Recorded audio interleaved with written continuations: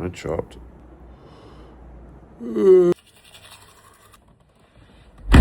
This part of the drive to the gym is where I think, do I just go straight to the gym or do I get some caffeine? I'm trying to slow down on caffeine. I got shit to do at the gym. So I'm gonna go straight to the gym. How you going, man? Just the coffee, please, bro.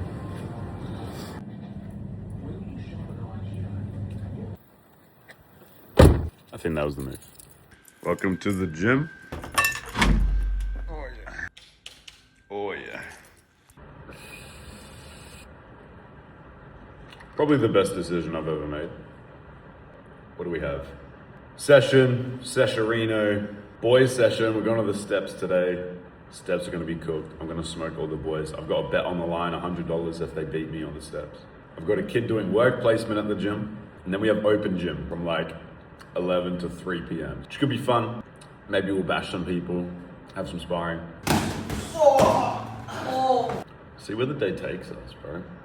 I'm feeling genuinely so much better in the mornings. I keep relating it to this quote, but I have been setting up my life to perform better for work over the past couple of days. And I feel better when I'm working.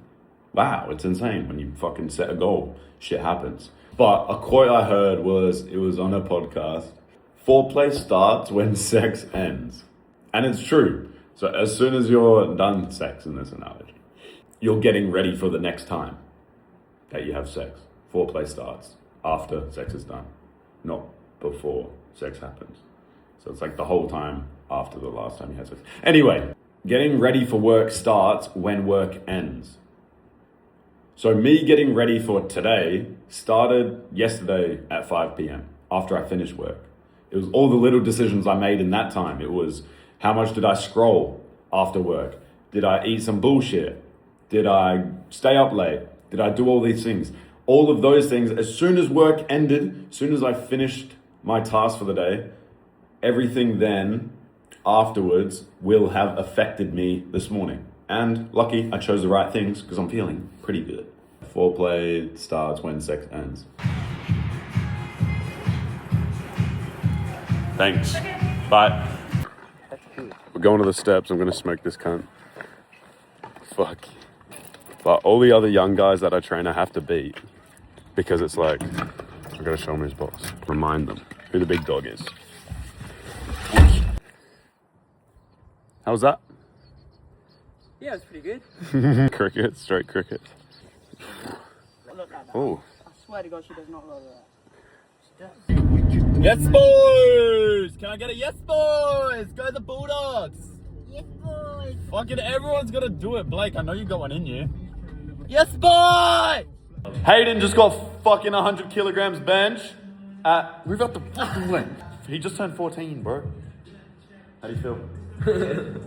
Pretty good. Let's get him in a competition. Anyone wants smoke with Hayden, pull up to Polarized Gym. I guarantee he benches more than you. You got this, you got 95. Push. Push. Oh! Hayden! Hayden! Quick sparring session with the boys. My lungs are doing strange things. I got a lot of cardio recovery to do. I'll record the next round. What's up, guys? Welcome back. Alright, we're on. Boom. Bring us that.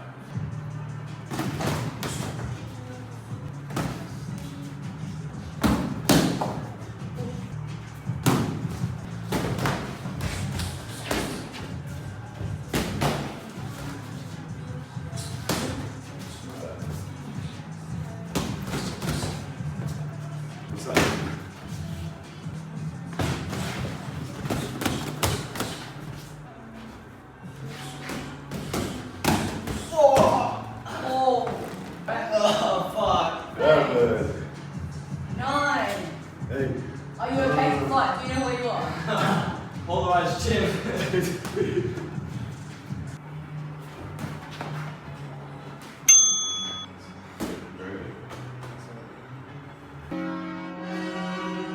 Right work. All day. You got the setup.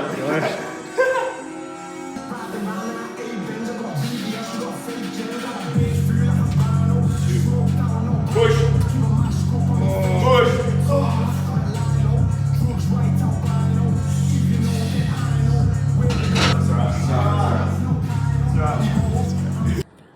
Sparring steps. Open day, done. It is chill time. I got some young lads coming to wash my car. Sounded a bit creepy. I did this Facebook post and I was like, are there any young boys who want to wash my car? I'm trying to like support the youth over here and I sound like a pedophile, Jeffrey Epstein. That should be cool. Get the whip cleaned and she should be looking nice and shiny. Car's clean as fuck. Oh, should I say fuck on the video? Car's super clean. The boys have done a good job. Go support these boys. Cheap labor. They do an awesome job. I'd raise the prices on them. That's $50. You guys can keep the change. It's looking awesome, bro. Look at that. Good on him. She's looking shiny. Supporting young guys doing business. It's exactly what I would have needed at that age, hey? Starting a little car wash company, something like that. Any way to get just money in your own pocket from yourself, crazy. It's day 2. I'm always sipping on some shit. So you can see my life's pretty relaxed and I wanted to run through exactly how I designed my life to be this relaxed, have this much fun and call it work. I've done a lot of things. I've made a lot of hard decisions to get to this point and that's just what I wanted to run through is how I designed my life because you can design your life. So let's get into it.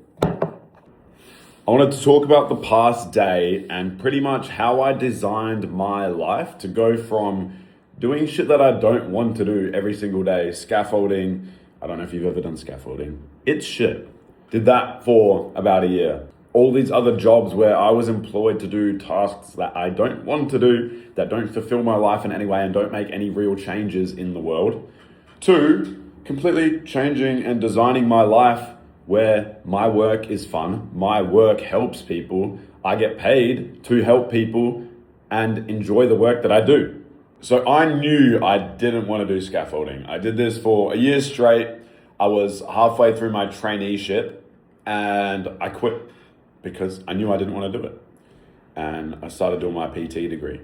So there was many times in my life where I had to choose a difficult thing, make a difficult decision that would bring me closer to the life I want. And these were some of the hardest decisions I had to make. Leaving school at like 16 years old. Going to like this special ed school for a bit. Leaving that, not even finishing my basic learning certificate in school.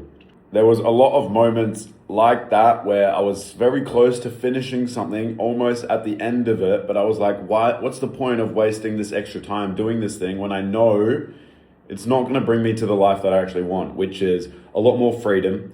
I knew I wanted to help people because it makes me feel good in a selfish way.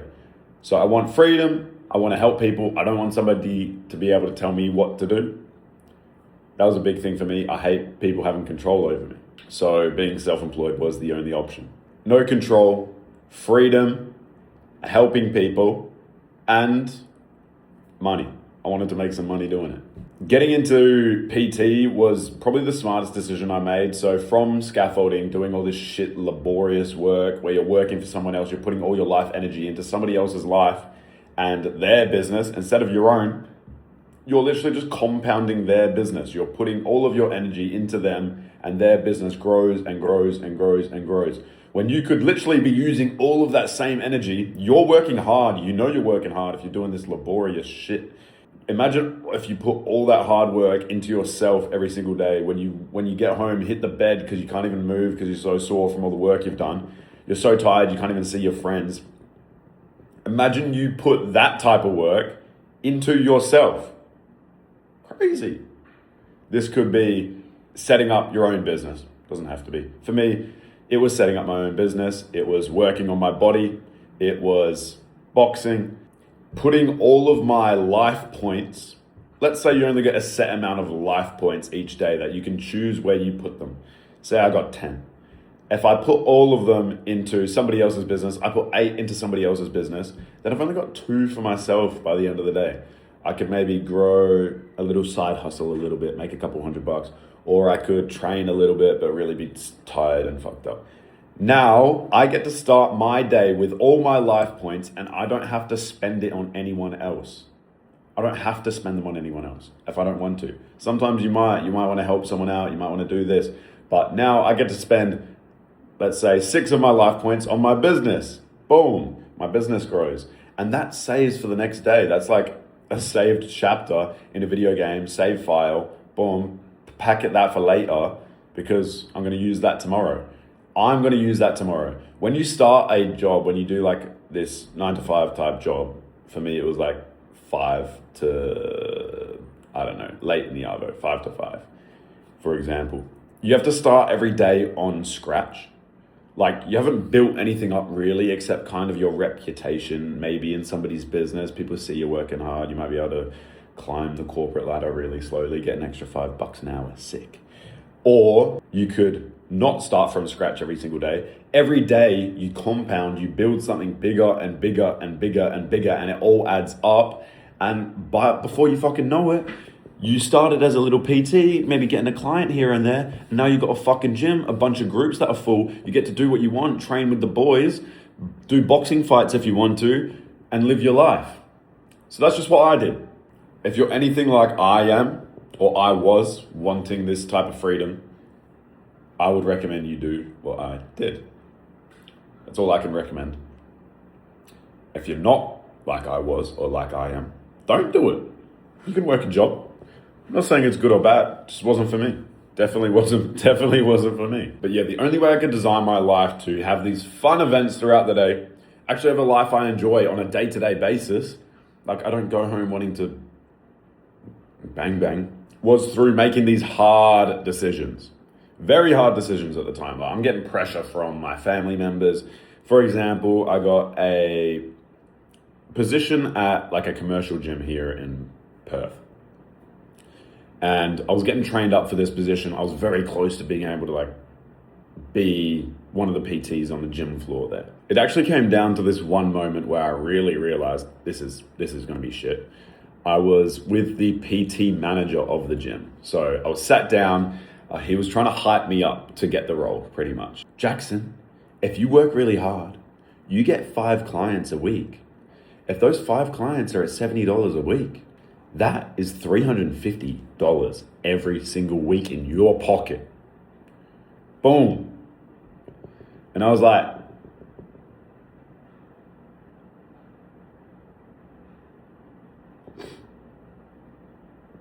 okay, is that it? Didn't say that out loud, just trying to be polite. And then he said, Jackson, in 5 years, if you really push this thing, you get 21 clients, $70 a pop. That's $1,500 a week. 70 grand a year. And I was like, again, bro, this is not what I want. This is not hyping me up. In fact, it did the complete opposite because the next day I canceled my traineeship. I was like, this is the most boring. It seems like a lot of laborious work. You really got to put yourself out there as a PT. You're the billboard. I don't want to do all of this shit for what? For like an average wage. I wanted to grow something that could compound insanely. So instead of going there, I could have made more money sooner. I went to a smaller private boutique gym and I got to work one-on-one with the owner of this gym. His name was Rich. He is a G. Rich. I love Rich. Rich helped me out so much at the start of my journey. So I got to work one-on-one with the business owner of a gym. Instead of being another PT on the gym floor of this corporate chain of gyms, I was working one-on-one with the owner of a gym. I got to sit down with him at lunch, talk to him. We got to bounce ideas off each other. He told me what works, what doesn't work, what the trainers that perform really well are like, what the ones that don't are like. And we became very close. Over this time, I got better and better as a group trainer. There were other trainers that came in and left. Jackson stayed because he's a G. He felt this one. He knew this was the source. He started his own business inside of this gym, subleasing the gym. Polarize. Wow. It used to be called, I don't know if I should be saying names out there. So it was under this other name and I was running my young guys sessions inside of the gym in like the in-between hours when we could fit it in. And it was very fun. It was my own business. So I just paid a little bit of rent to Rich and I got to run my own business. This was me designing my life. I could have just stayed doing whatever Rich was doing, get paid for the things he wanted me to get paid for. But this was me compounding things that I wanted. I knew in the PT industry, it's a lot more of a business. You have to market yourself. You have to get sales yourself. It's very business oriented. When you're employed by somebody, it depends on the job, but there's a very big separation from what it looks like owning a business and what it looks like being employed. PT, I think, is the closest thing you can get to pretty much owning your own business, but like not really owning your own business, especially if you're on like a gym floor. So I was running these young guy sessions, they were picking up a bit, we're getting the classes full, and a couple months into this stuff, Rich, the owner of the gym, it was just me and him at this point, all the other trainers have gone. Gym's doing well still. Rich said, I want to do something else. I'm going to go online. Do you want this thing? Do you want the gym? And I was like, bro, I can't afford this fucking gym. No way. I make like fucking $500 a week. I'd stacked up a little bit of cash. I had some things in reserve. I had some plans to make this all work. And I really got to thinking over like a couple of weeks, could I make this work? Could I make a big investment like this? It was so scary to me because it was such a big thing. I was like, just a baby. I was just a baby. I had started my own business though. So making that first move, making that little first compound, I was like, okay, I know I can get clients because I've got clients before. I know I can get money in the door, which is pretty much all businesses. Can we get interest and money in the door? I did that. So I knew I could do that. That gave me a little bit of confidence. And then I really had to start thinking outside of the box. Like, how could I actually make this work? Because I had the confidence in myself that I could make it work. Because all of the decisions that I made that led up to this point. I'd set up my business. I'd stopped doing things I didn't want to do. I'd made hard decisions. And this was just another very hard decision. It was a big commitment to make. So I was doing things like that were maybe like 6-month commitments at max. If I did this, if I made this call, this would have been my biggest commitment to date. This is like, it could potentially be lifelong, but it definitely was for at least the next 3 years. Do I want to be doing this shit for the next 3 years? Okay, I'm going to figure it out. So I figured it out. We bought the gym off Rich. Then another obstacle got in the way. It was Rich's business. I didn't want to run a business like that. That wasn't the life I had designed for myself. That was the life Rich had designed for himself.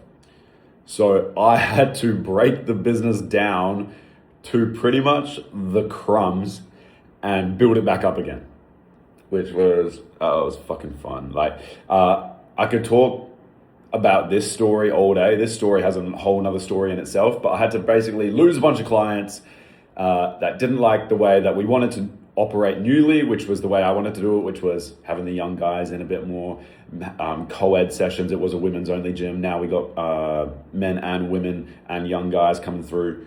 So I had to break it all the way down to the crumbs and then build back up from there. Everyone that stayed from the women's stuff, by the way, are my favorite people in the world. Not just because they stayed, but just because they're genuinely awesome people. And everyone that supported me along that time was insane. So that's a whole nother story in itself. I'll tell you maybe in the next video. But that was another decision I made, a hard decision I made.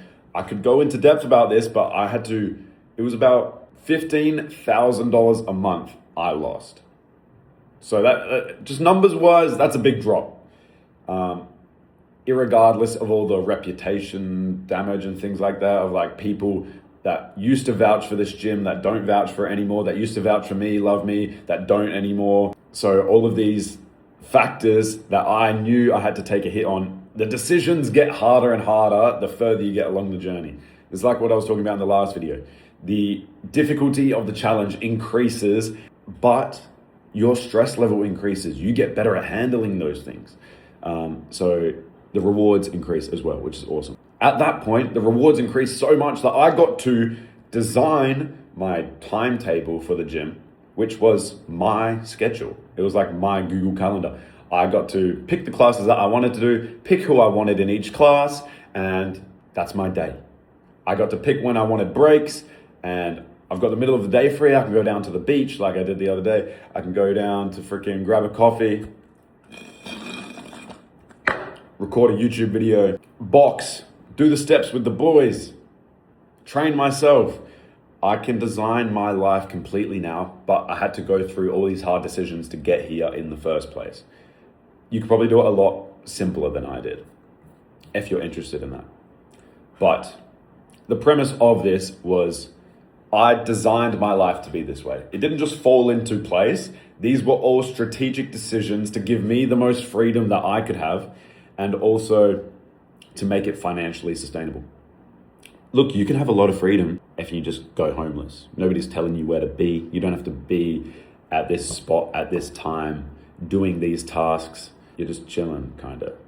You can do whatever you want with your time. You can walk down to frickin' the beach, go to the shop. You don't have any money, but you can do whatever you want. Nobody's telling you where to go.